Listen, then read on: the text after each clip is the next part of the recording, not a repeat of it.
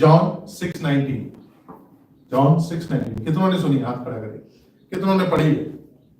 John 6:19 सबने पढ़ी है?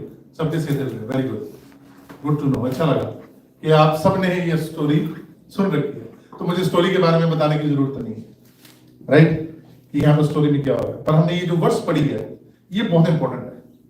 It's very important to understand यहाँ पे क्या हो रहा है, क्यों हो रहा है, और इससे इफेक्ट क्या हो रहा है। कोई भी चीज होने का, जैसे साइंस भी कहती है, to every action there is an equal and opposite reaction, है ना? Newton law, right? न्यूटन का लॉ है। न्यूटन एक साइंटिस्ट था जिसने इस लॉ को बनाया, और उससे पहले हमारे खुदाबंद ने हर चीज को बनाया। तो यहाँ पे भी वो चीज, वो जो लॉज हैं वो परफेक्ट काम कर रहे हैं और बता रहे हैं। तो जॉन यूहन्ना जब इस वाक्य को लिख रहा है, जब इस स्टोरी को लिख रहा है, जब इस इंसिडेंट को लिख रहा है, तो आपको क्या लगता है, यूहन्ना वहां पे था कि नहीं था? कितनों को लगता है यूहन्ना वहां पे था? कितनों को लगता है वहां पे यूहन्ना था, जॉन था वहां पे उस स्टोरी के अंदर? कितनों को लगता है? यहाँ पे सही गलत कुछ नहीं है, आपने सिर्फ गेस करना है। कितनों को लगता है यूहन्ना वहां पे था? चेलों के साथ था। जॉन था? ओके, चलो इसके ऊपर आप लोग स्टडी करके आना, ठीक है? तो मैं आपको जो, क्योंकि फिर वो आपको अंडरस्टैंडिंग हो जाएगी अच्छी। तो यूहन्ना जब लिख रहा है, तो हिंदी में जरा पढ़े, जिनके पास बाइबल है वो अपनी बाइबल से पढ़ सकते हैं। John, yes. तब जब वह खेते खेते 3-4 मील के लगभग निकल गए, तो उन्होंने यीशु को झील पर चलते और नाव के निकट आते देखा और डर गए। परंतु उसने उनसे कहा, मैं हूँ, डरो मत। तब वह उसे नाव पर चढ़ा लेने के लिए तैयार बस 19 ही पढ़ेंगे। तो अब इस स्टोरी, खुदावंद अपना वचन पढ़े जाने और सुने जाने पास दे। मैं अब इस स्टोरी का जो मेरा आज का जो टॉपिक है, वो टॉपिक ये है, it's look is far but he is not. सही कहते What topic? Yeah. Looks like he is far but he is not far. मतलब कि लगता है कि वो दूर है, पर वो दूर नहीं है। जो टॉपिक ये है बात, क्योंकि चेलों को क्या लगता था कि वो दूर है। तो इस स्टोरी के अंदर 3-4 पॉइंट हैं जिनके ऊपर आज हम सीखेंगे। सबसे पहले द टाइम के बारे में सीखेंगे।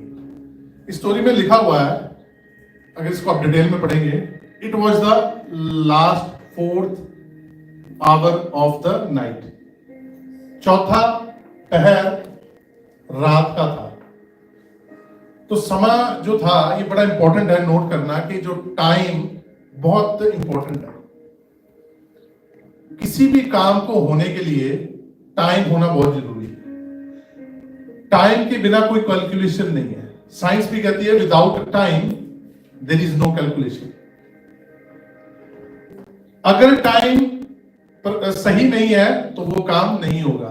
अगर उस कैलकुलेशन के अंदर टाइम की कैलकुलेशन सही नहीं है तो आपकी कैलकुलेशन गलत हो जाएगी, right? Time is very important. हम अपनी लाइफ की जो जर्नी है उसको हम देखते हैं, अपने सफर को कैसे देखते हैं? टाइम से, कि मैं इस तारीख को पैदा हुआ या पैदा हुई और मैंने अब तक कितना समय बिता लिया। तो हमारा जो सिस्टम चल रहा है कैसे चल रहा है? टाइम से। एक और चीज है नोट करने वाली, मैंने शायद पहले भी बताई है, कि टाइम किसी के कंट्रोल में नहीं है, ह्यूमन के। टाइम जो है सिर्फ और सिर्फ बाइबल भी कहती है कि ये किसके कंट्रोल में है? खुदा के। So that means time is the only thing which we cannot control, but we have a faith कि टाइम हमारे साथ चलेगा। मतलब हमारा फेथ जो स्टार्ट होता है वो टाइम के साथ स्टार्ट होता है।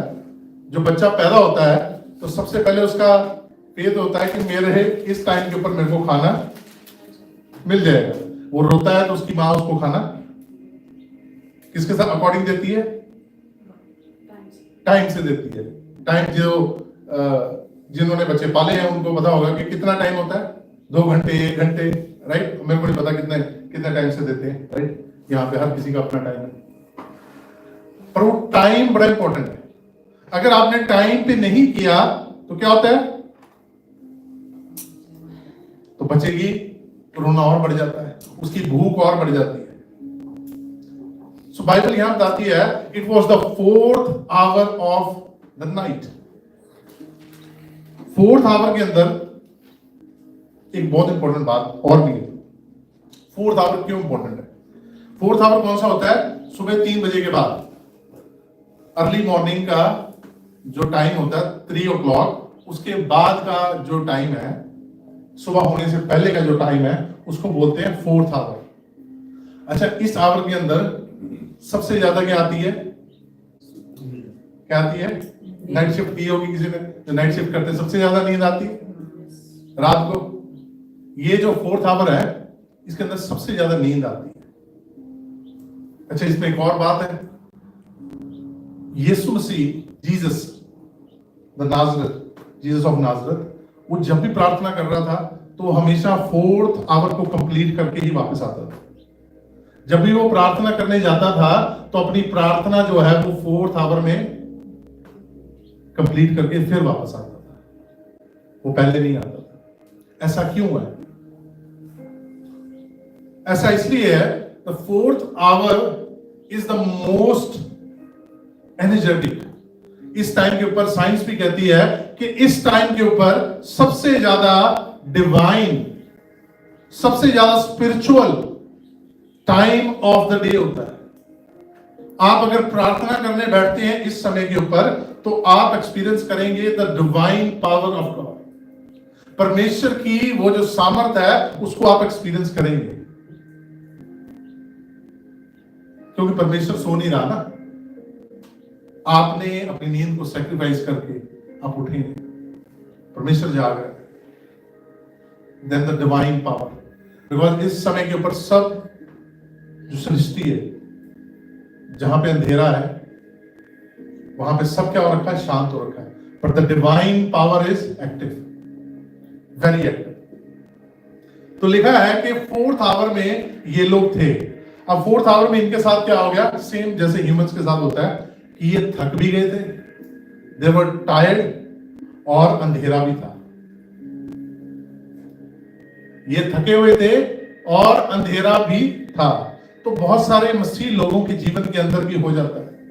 जब आप बहुत लंबे समय से स्ट्रगल कर रहे होते हैं तो आप 4th आवर में चल रहे हैं। बहुत समय हो गया, हम सोच रहे हैं कि इतने साल हो गए हमारी स्ट्रगल को, इतने समय से I am struggling with my business, I am struggling with my family, I am struggling with my relationship. मैं अपने रिश्तेदार, अपने बहन भाई, अपने पर्सनल रिलेशन, मेरे हस्बैंड वाइफ के, या आपके माँ बाप के, या आपके माँ बाप के साथ, या किसी भी, आप स्ट्रगल कर रहे हैं बड़े लंबे समय से।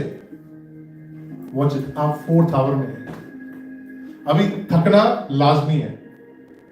लाजमी मतलब ये लगा लें कि मैंडेटोरी हो गया, या लगा लें कि ये होना ही था, क्योंकि आप इतने लंबे समय से लगे हुए हैं, क्योंकि आपने पूरा दिन इस 4th आवर में गुजारा है। और इस आवर में क्या होने लग जाता है? सब धुंधला दिखने लग जाता है। क्या दिखने लग जाता है? फॉगी हो जाता है। बाइबल कहती है कि उनके सामने फॉगी हो गया, ऊपर से स्टॉर्म आ गया। जब स्टॉर्म आ गया इस समय के अंदर, सुबह के समय के अंदर, वो ऑलरेडी थके हुए थे सारे दिन से, उन्हें समझ नहीं आ रहा कि क्या हो रहा है। वो कोशिश कर रहे हैं उस झील के अंदर। अच्छा, आपको पता है कि इससे पहले भी एक सिचुएशन ऐसी हुई थी जब यीशु उनके साथ था और क्या हुआ था? स्टॉर्म आया था। तो यीशु ने क्या किया था उस समय? स्टॉर्म को क्या कर दिया? काम डाउन कर दिया।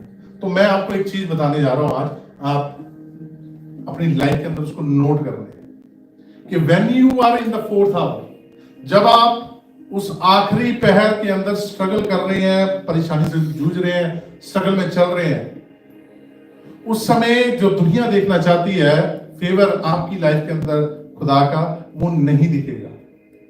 क्योंकि वो इस स्टोरी के अंदर मैं आपके साथ शेयर करूंगा। तो क्या हो रहा है 4th आवर के अंदर, अब उन्होंने देखा कि यीशु जैसा है, वो पता नहीं उनको यीशु है, उनको नहीं पता कि जीसस है, वो कह रहे हैं कि उसके जैसा है, दूर दिख रहा है। और वो इस तूफान के अंदर ऑलमोस्ट 3 से 4 माइल आगे। फॉर लॉन्ग का जो ट्रांसलेशन है वो आज के जमाने के अंदर माइल्स में अगर हम देखें तो इस स्टॉर्म के अंदर वो कितने घंटों से है, पिछले पूरे जो 4th आवर है 3-4 माइल से वो उस स्टॉर्म के अंदर क्या स्ट्रगल कर रहे हैं। And they see who is walking, somebody walking. ये बाद में है कि उनको पता लगा कि ये तो कौन है, यीशु। क्रिश्चियंस, मसीह लोग स्ट्रगल से जब गुजरते हैं तो दुनिया उनकी लाइफ के अंदर फेवर देखना चाहती है, दुनिया उनकी लाइफ के अंदर ब्लेसिंग देखना चाहती है, बट वो टाइम नहीं है ब्लेसिंग का। आपको पता है 4th आवर ब्लेसिंग का टाइम नहीं है। वचन में कहता है कि जब आप उठ के प्रार्थना मांगते हैं सुबह अर्ली मॉर्निंग, ब्लेसिंग की प्रार्थना मत मांगे, ask God for his divine favour, ask God for wisdom. किसके लिए? वो रूहानी समझ, उस सामर्थ के लिए मांगे परमेश्वर से कि मुझे अपनी वो समझ दे, मुझे वो ताकत दे ताकि मैं सही रास्ते पे चल सकूं। जितने भी सुबह उठ के प्रार्थना करते थे नबी, यीशु प्रार्थना कर रहा है, क्या यीशु ब्लेसिंग के लिए प्रार्थना कर रहा है? क्या वो मिरेकल के लिए प्रार्थना कर रहा है? नहीं कर रहा है। कैसे प्रूव होता है? जब यीशु मसीह ने बपतिस्मा लिया, राइट, उससे पहले क्या यीशु मसीह ने मिरेकल्स किए थे? बपतिस्मा लेने से पहले किए थे? नहीं किए थे। क्या लगता है आपको? Did Jesus perform miracle before getting baptized?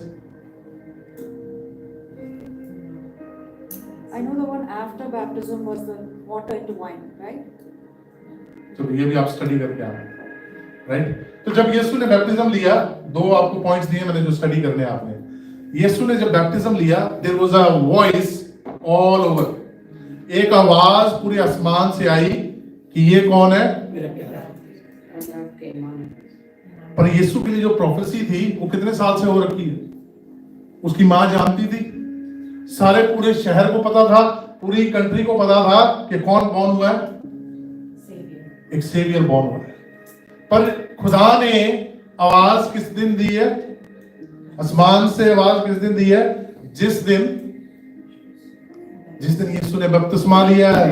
Hallelujah, hallelujah. जिस दिन he got baptized, उस दिन दी है, क्योंकि that was the right time, समय वो तब था। 30 सालों से यीशु अपनी जिंदगी गुजार रहा है, 30 सालों से वो हैकल में भी जा रहा है, वो डिबेट भी कर रहा है, वो सब कुछ करता है, पर कभी खुदा ने वो फेवर नहीं दिखाया, वो अनॉइंटिंग नहीं दिखाई, क्योंकि उसका सही समय नहीं था। अब जब यीशु ने बपतिस्मा ले लिया तो खुदा ने कहा ये मेरा बेटा है। तो अब मैं बता रहा हूं आपको कि मिरेकल की प्रार्थना नहीं यीशु ने मांगी। तो यीशु कहां चला गया? फास्टिंग करने के लिए, 40 डेज की fasting. He went for the 40 days fasting. अब उसने 40 दिन की जो फास्टिंग की है, उस फास्टिंग के अंदर वो प्रार्थना कर रहा है। जैसे उसकी प्रार्थना खत्म हुई है, 40 दिन खत्म हुए हैं, उसके पास कौन पहुंचा? सभी बोले कौन पहुंचा? तो क्या लगता है आपको, आपके पास नहीं पहुंच सकता है?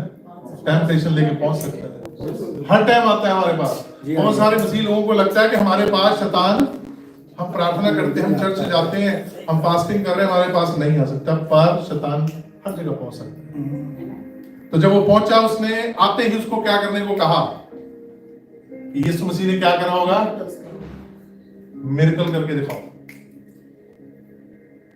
शैतान ने बोला परफॉर्म अ मिरेकल। कहता है कि इन पत्थर को बोलो क्या बन जाए? क्योंकि तूने इतने दिन 40 दिन यही मांगा होगा, मेरे पास क्या आ जाए? डिवाइन पावर आ जाए जिससे मैं मिरेकल्स कर सकूं। पर व्हाट डिड जीसस से? उसने मना कर दिया कि मैं पावर के लिए प्रार्थना नहीं कर रहा था, मैं मिरेकल परफॉर्म करने के लिए प्रार्थना नहीं कर रहा था, मैंने फास्टिंग मिरेकल्स के लिए नहीं की है। मैंने फास्टिंग किस लिए की थी?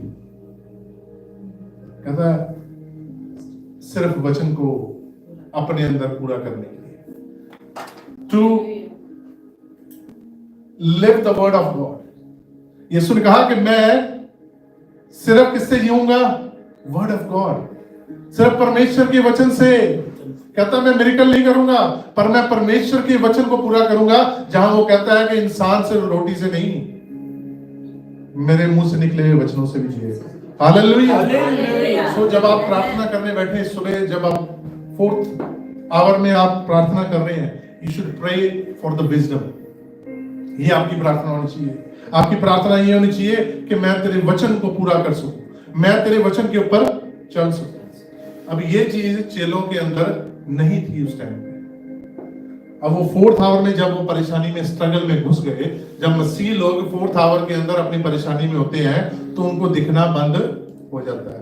तो एंड में क्या लिखा हुआ है, जरा दोबारा से पढ़ेंगे कि जब यीशु को उन्होंने आते देखा, जब they looked at image coming towards them, a spirit coming towards them, और हालांकि ये चीज उन्होंने पहले एक्सपीरियंस की हुई है कि यीशु हमारा जो है बड़ा पावरफुल है, वो सामर्थ्य है, वो सब कुछ कर सकता है, उसके अंदर एवरी एक्सटेंट तक जाने की उसके अंदर पावर है।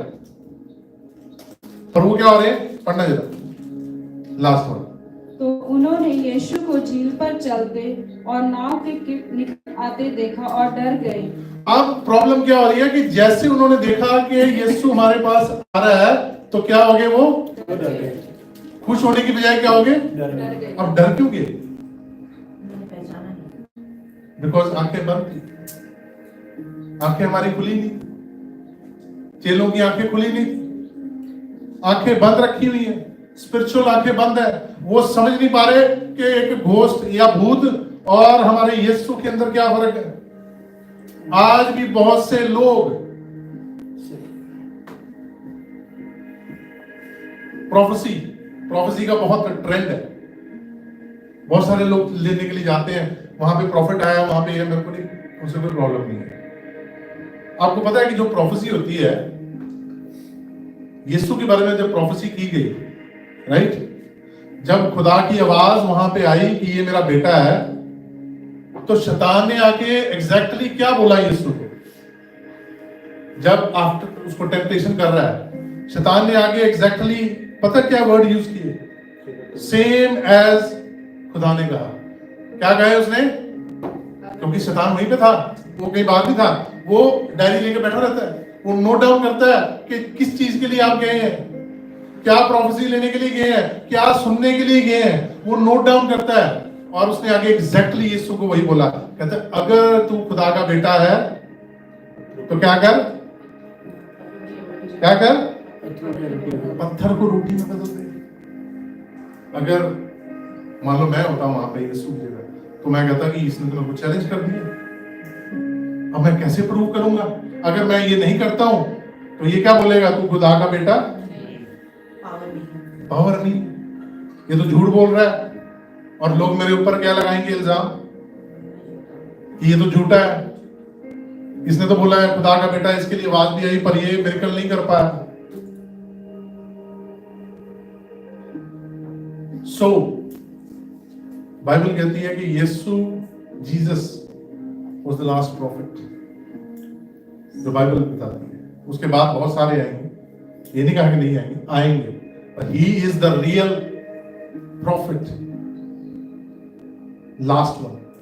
अगर उसने आपको वचन दिया है, उसने आपके पास ये वचन दे दिया है, तो आपको मांगने की जरूरत नहीं है।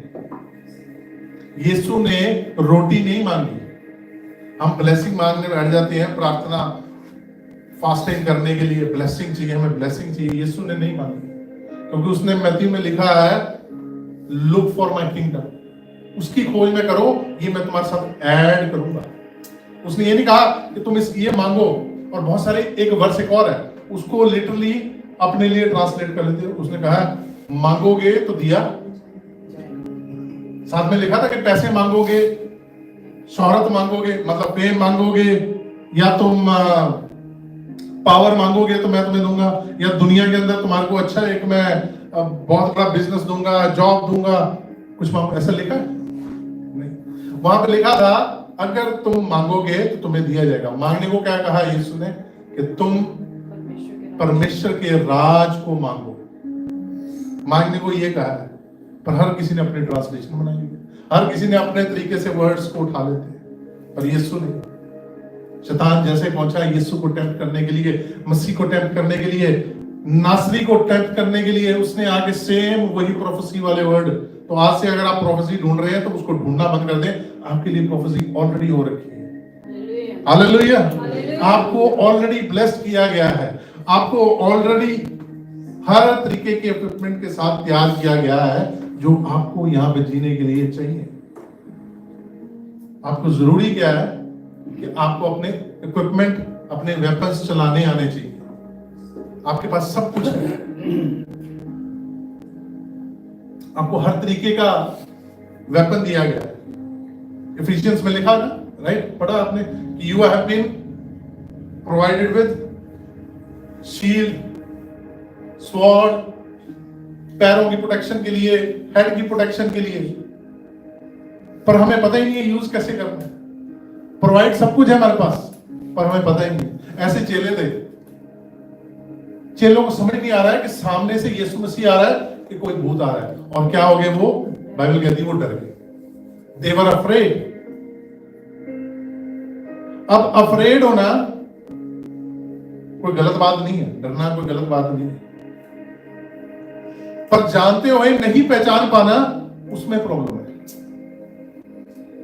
कि आप जानते हैं कि ये यीशु है, ये हमारे साथ कितने सालों से, 3 सालों से हमारे साथ में है, और फिर भी आप नहीं पहचान पा रहे। आप मसीह में है, बड़े सालों से अपनी जिंदगी को मसीह में बता रहे हैं, और फिर भी नहीं पहचान पा रहे कि what struggle I am going through and how God's gonna favour me. हमें समझ नहीं आती, हम दूसरों से पूछने जा रहे हैं। कभी वो पादरी बता देगा, कभी ये पादरी बता देगा। आपकी स्ट्रगल आपको पता है, आपको ये नहीं पता कि मेरा साथ देने वाला कौन है। हालेलुया। आपको ये पता होना चाहिए कि मेरा साथ देने वाला कौन है। उस यीशु को अगर आप नहीं पहचान रहे हैं, उस यीशु को अगर आप नहीं जान रहे हैं, वहां पे प्रॉब्लम है। चेलों के साथ वहां पे प्रॉब्लम है। अब एज यूजुअल चेले क्या एक्सपेक्ट कर रहे थे, क्या एक्सपेक्ट कर रहे थे कि अगर यीशु आ गया तो तूफान को क्या करेगा, काम डाउन करेगा। यूजुअली लोग आपके इर्द गिर्द जब आप मसीह में हैं, तो अगर आपकी जिंदगी में तूफान चल रहा है बड़े सालों से, टाइम से, तो वो एक्सपेक्ट करेंगे कि अगर आप यीशु को पुकार रहे हैं तो यीशु आपकी लाइफ के अंदर स्ट्रगल को क्या करेगा, खत्म करेगा। पर यीशु ने नहीं किया। हालेलुया। क्या किया वहां पे, नहीं किया। मेरी बाइबल में नहीं किया। अगर किसी और की बाइबल में कुछ ऐसा और लिखा हो तो डिफरेंट है। मेरी बाइबल के अंदर जहां लिखा है यीशु ने ऐसा कुछ नहीं किया, पर यीशु ने उल्टा किया। यीशु ने बोला पतरस को, क्या कर तू, उसमें से क्या निकला, come out of your boat. Yeshu ने कहा कि अपनी किश्ती में से तूफान के अंदर, स्ट्रगल के अंदर, जहां उसको समझ नहीं आ रही है, वो उनको लग रहा है कि हम मरने वाले हैं, हमारे साथ क्या होने वाला है, तब यीशु क्या बोल रहा है कि तू किश्ती में तो पहले सेफ था, अब कहां आ जा, और स्ट्रगल वाले एरिया में। अच्छा, वो स्ट्रगल कैसे होने वाली थी, एक तो बंदा छलांग लगाएगा और तैरेगा। अब यीशु उसको क्या बोल रहा है, तू इसके ऊपर क्या कर, चल किया। Hallelujah, hallelujah. दुनिया एक्सपेक्ट क्या कर रही थी, एज यूजुअल, जो पहले हो रखा है। लोग एक्सपेक्ट करेंगे जो पहले हो रखा है। लोग एक्सपेक्ट करेंगे कि ऐसा होने वाला है इनके साथ, ऐसा होगा, पहले भी हुआ है। But there is a difference. If you know your Jesus, मेरे को नहीं पता आप कौन से जीसस को जानते हैं, पर अगर आप अपने यीशु को जानते हैं तो वो हर बारी सेम नहीं करता, वो अलग करता। Hallelujah, hallelujah. लोग एक्सपेक्ट कर रहे होंगे कि यहां से ये डाउन जाने वाले हैं, वो डाउन दिखेगा। बाहर से देखने वाले को क्या लग रहा था कि ये किश्ती वाले तो गए, कितने जने थे वो? कितने जने थे वो? How many?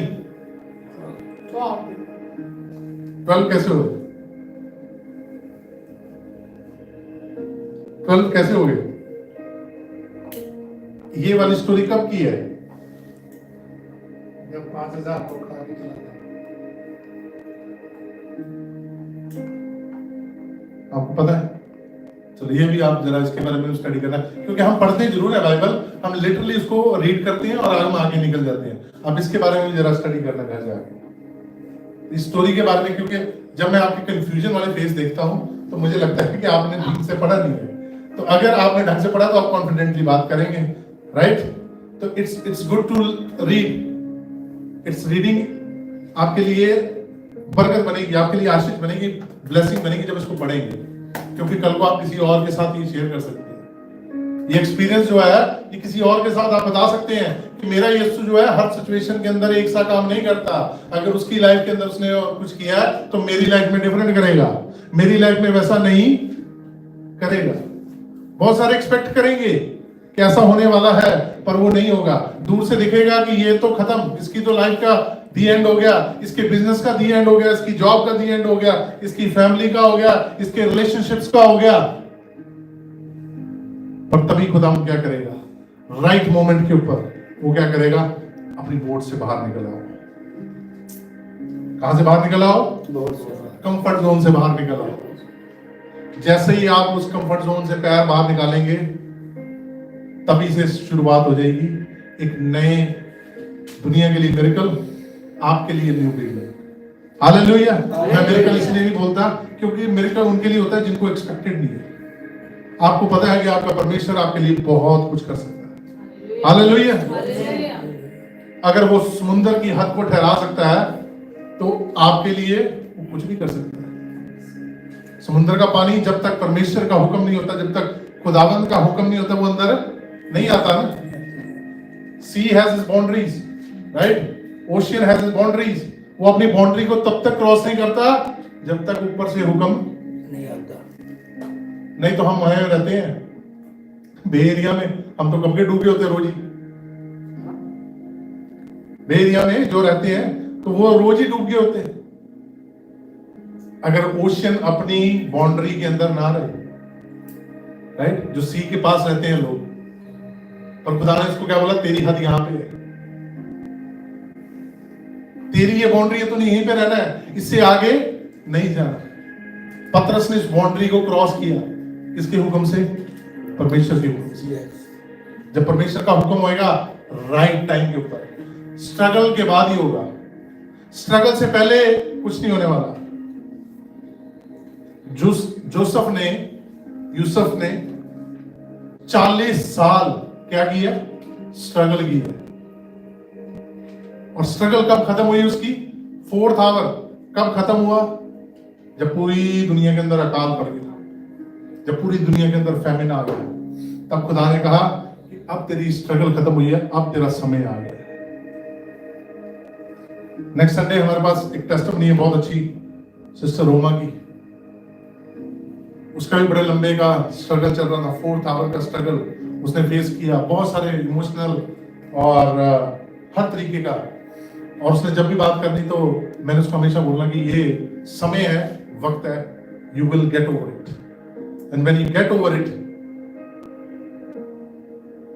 It will be a miracle for people, but it will be a blessing for you. Hallelujah. क्योंकि जब आप स्ट्रगल में आप परमेश्वर के साथ रहते हो, अपनी नजरों को उसके ऊपर रखते हो, आपका फोकस खुदावंद की ओर लगा रहता है, तो खुदावंद वो करके दिखाता है जो दुनिया एक्सपेक्ट नहीं कर सकती। तो नेक्स्ट संडे वो अपनी टेस्टिमनी शेयर करेगी, क्योंकि आप अगर समय के अकॉर्डिंग, टाइम 4th आवर को आप अपना कंप्लीट कर लेते हैं, then there is a blessing, there is a miracle the people will see in your life। और तब लोग आपको क्या बोलेंगे? आपका परमेश्वर क्या है? हालेलुया। और यही बात के लिए खुदावंद ने हमें बुलाया। हालेलुया। वो कहता है कि हर बात के अंदर किसको महिमा मिलने पाए? हमारे परमेश्वर को। Hallelujah, hallelujah. और वो स्ट्रगल कर रहे थे, तो उस स्ट्रगल के अंदर नेक्स्ट पॉइंट है हमारा स्ट्रगल। अब उनकी स्ट्रगल किसके किसके अगेंस्ट थी? विंड, वाटर, रेन और अपने आप। क्योंकि खुद के साथ भी स्ट्रगल होती है। कौन सी स्ट्रगल होती है खुद के साथ? पता नहीं बच पाएंगे कि नहीं। फिर जब आप बहुत बड़ी स्ट्रगल में होते हैं, फाइनेंशियल स्ट्रगल हो जाए, बीमारी के साथ लड़ रहे हैं, स्पिरिचुअल हो जाए, तो हमारा जो माइंड है, हमारा जो सोच है, वो क्या चल जाता है? वो क्या कहता है कि पता नहीं हो पाएगा कि नहीं। तो विंड दिखाती है दुनिया को, क्योंकि दुनिया आपके अगेंस्ट और हो जाती है। जैसे ही किसी को पता लगेगा कि इंसान स्ट्रगल कर रहा है, तो मोस्टली आज के टाइम पे लोग क्या करेंगे? आपको और स्ट्रगल देंगे। क्या करेंगे आपको? अरे मैं चर्च की बात कर रहा हूं, मैं बाहर लोगों की बात नहीं कर रहा हूं। चर्च करता है एक दूसरे के साथ, कलीसिया करती है एक दूसरे के साथ, उसके बारे में बात करने लग जाएंगे। इसकी लाइफ में स्ट्रगल क्यों हो रहा है? ओह, लगता है ये पूरी तरीके से परमेश्वर में चल नहीं रहा, ये लगता है ये गुनाह बहुत कर रहा है, लगता है ये ऐसे बहुत कर रहा है, तब इसकी लाइफ के अंदर स्ट्रगल है। एक की लाइफ अच्छी चल रही है, वो ये बहुत सही चल रहा है, इसलिए इसकी लाइफ अच्छी चल रही है। नहीं, हो सकता है उसकी लाइफ इसलिए अच्छी चल रही हो क्योंकि उसने दूसरी पार्टी को साथ ले रखा है। दूसरी पार्टी कौन सी है? शैतान। तो अगर उसके साथ वो सही है, तो अपनी पार्टी को कोई ट्रबल करता है? नहीं करता है। ट्रबल किसके साथ होती है? हमेशा फाइट किसके साथ होती है? एंटी पार्टी, जिसके अगेंस्ट आपने वो चाहते नहीं हो कि आप वो जीते, तो हमेशा उसके साथ लड़ाई लड़ती है। उसके सामने स्ट्रगल, उसके सामने प्रॉब्लम्स आएंगी।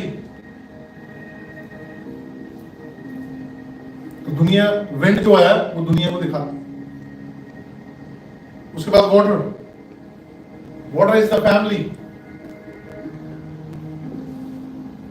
आप उनके बगैर रह नहीं सकते। पानी के बगैर हम रह नहीं सकते, है ना?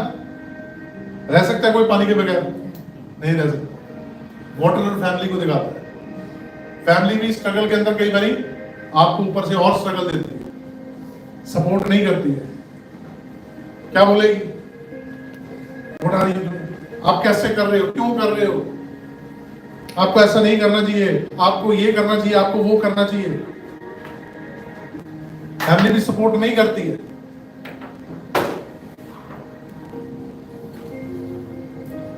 और इंसान जब उस तूफान में से गुजर रहा है, उसको समझ नहीं आ रहा है क्या करें, तभी लोग ब्लाइंड हो जाते हैं, तभी मसीही लोग ब्लाइंड हो जाते हैं। और तीसरा वाला जो है सेल्फ स्ट्रगल, अगर वो भी साथ में शुरू हो जाए तो फिर इट्स वेरी हार्ड। फिर आपको दिखना बंद हो जाएगा, फिर आप देख नहीं पाएंगे सही गलत को, फिर हम दुनिया के अंदर ढूंढेंगे। तभी जब वो गीत लिखता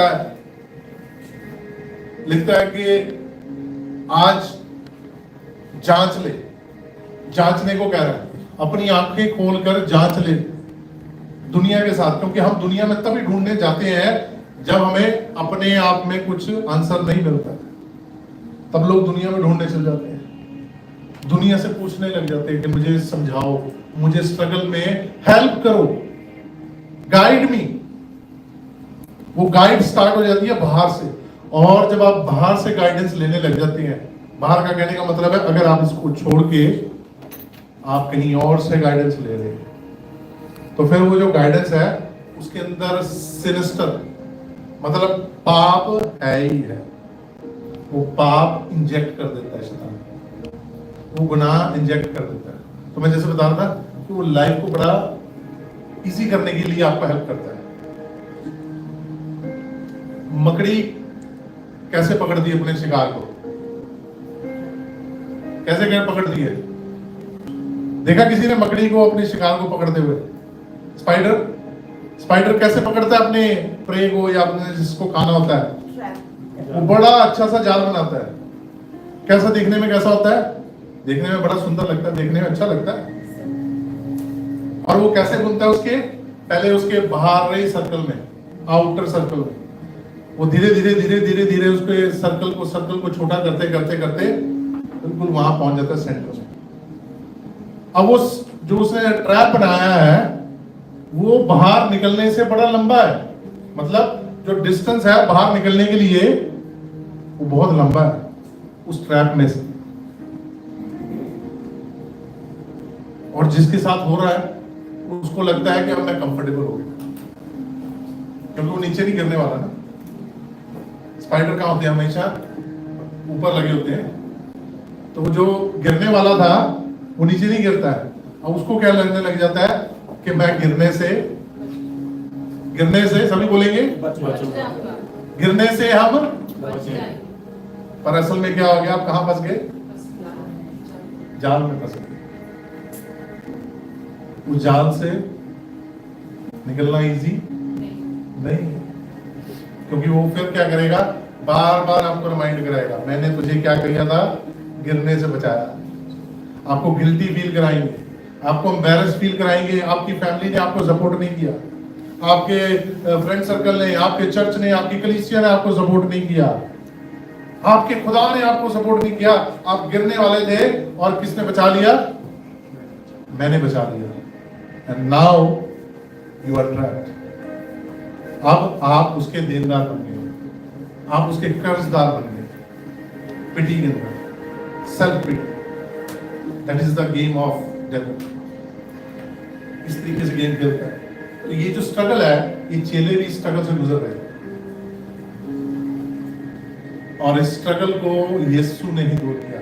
उन्हें लग रहा था कि खुदा हमसे दूर है, क्योंकि यीशु कहां से चल के आया था, फ्रॉम द बीच सबको पता, बीच किनारे से। यीशु किनारे से चल के कहां तक पहुंचा है, तूफान के अंदर। उसको तूफानों से कोई लेना देना नहीं है। आप कहीं पे भी हो सकते हैं दुनिया के अंदर, यीशु आपके पास जरूर पहुंचेगा ही पहुंचेगा। आपको लग रहा होगा कि वो खुदावंद हमसे दूर है, हम उससे दूर चले गए हैं, पर खुदावंद आपके हमेशा नजदीक है। Hallelujah, praise God. वो हमेशा हमारे नजदीक है, हमारे स्ट्रगल में, हमारे दर्द में, हमारी परेशानी में, हमारे पेन में, हमारी बीमारी में, हमारी लाचारी में, हर चीज में वो हमारे नजदीक है, वो दूर नहीं है। मरकस 6 बाब उसकी 48 में पढ़ने की जरूरत नहीं, आप घर जाके पढ़ सकते हैं।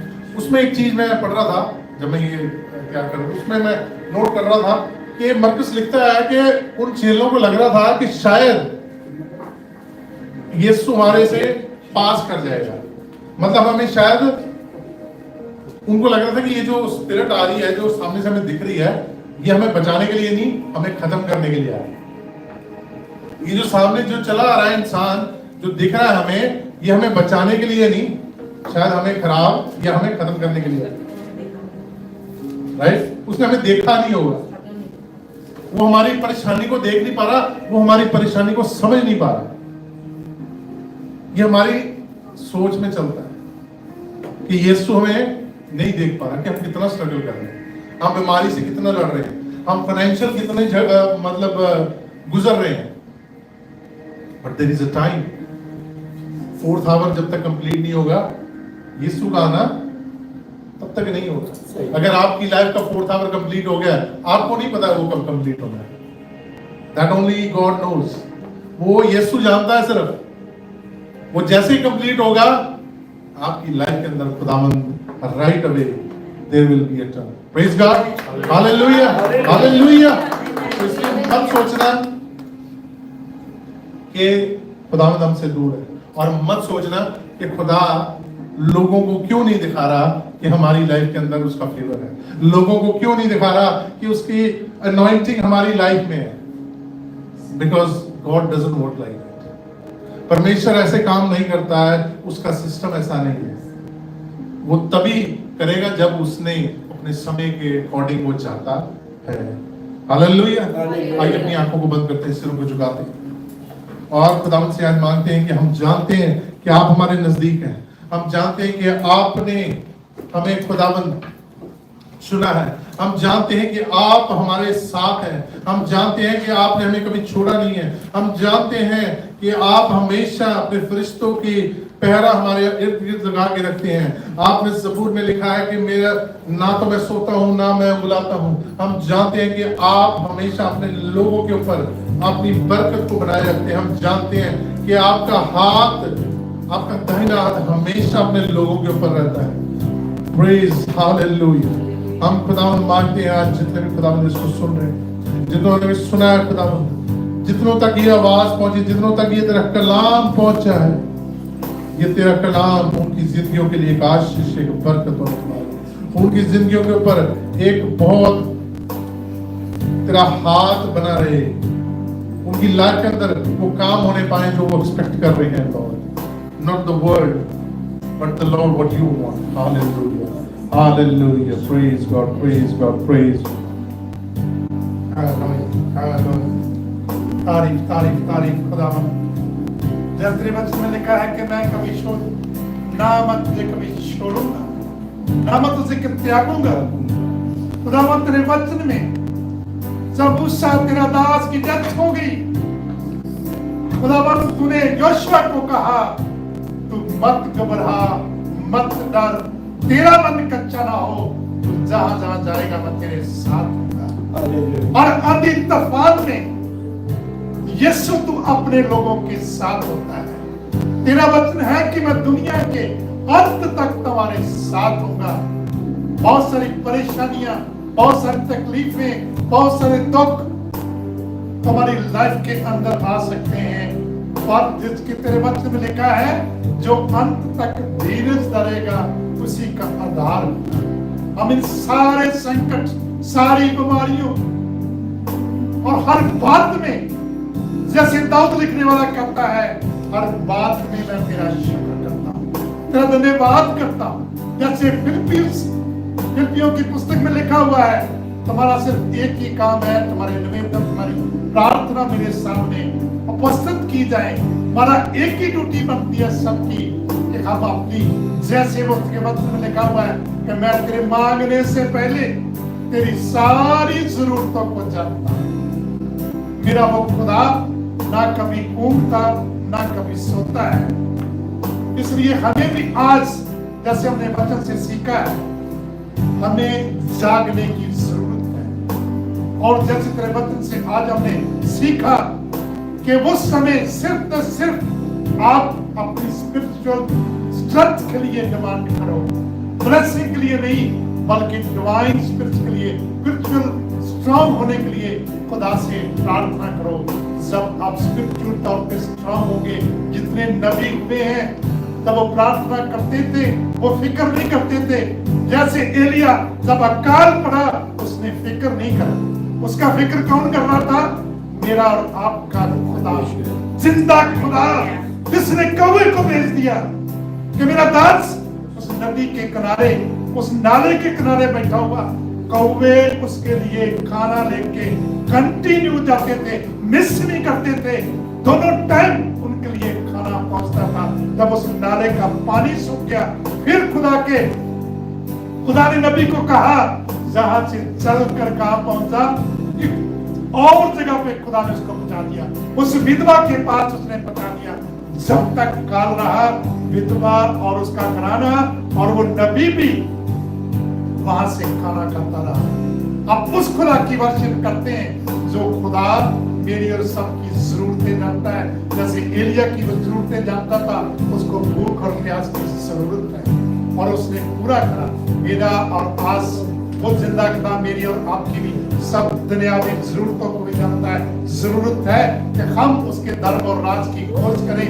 ये सारी वस्तुएं जितनी संसार के अंदर पाई जाती हैं, सारी की सारी मिल जाएंगी। जैसे यूहन्ना में लिखा हुआ है कि ये सारी चीजें तो खत्म होने वाली, जो परमेश्वर की इच्छा के मुताबिक चलते हैं वो कभी भी खत्म नहीं होते। आज हमें एक ही निर्णय लेना है कि हम उस खुदा के साथ चले। अभी तूफानों में भी जो खुदा मेरे और आपके अंग संग है, हम तेरा शुक्र करते, धन्यवाद करते हैं खुदावंद। बीते हफ्ते में खुदावंद तूने सबको संभाल के रखा है। जहाँ के भी तेरे बेटे बेटियां जॉब के गए, जहां दफ्तर में गए, जिस जगह पे भी गए, खुदावंद तेरे फरिश्तों ने उनकी निगाह बनी रखवाली करी है। खुदावंद आने वाले हफ्ते में तेरे बेटे बेटियां जहां कहीं जाते हैं, खुदावंद मेरी फिर से तेरे आगे अरदास है, खुदावंद इनकी तेरे फरिश्ते मदद करें, सहायता करें। तेरा अनुग्रह, तेरा फजल हमेशा हमेशा सबके साथ बना रहे। मैं तेरा शुक्र करता हूँ, धन्यवाद करता हूँ यीशु मसीह, मेरी प्रार्थना को सुना और कबूल किया। आमीन। लाजिम में दोनों तरह के जमाइमा और अबिगेल से लाड के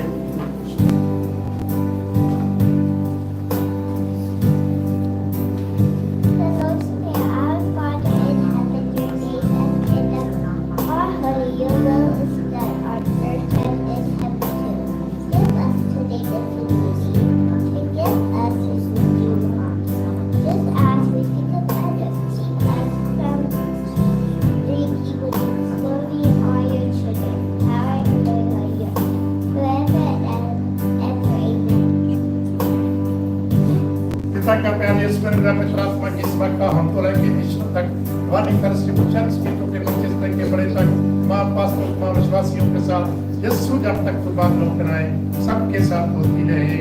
आमीन। God bless all of you. परमेश्वर आप सबको बहुत बहुत आशीष और बरकत दे। आमीन। How many of you are blessed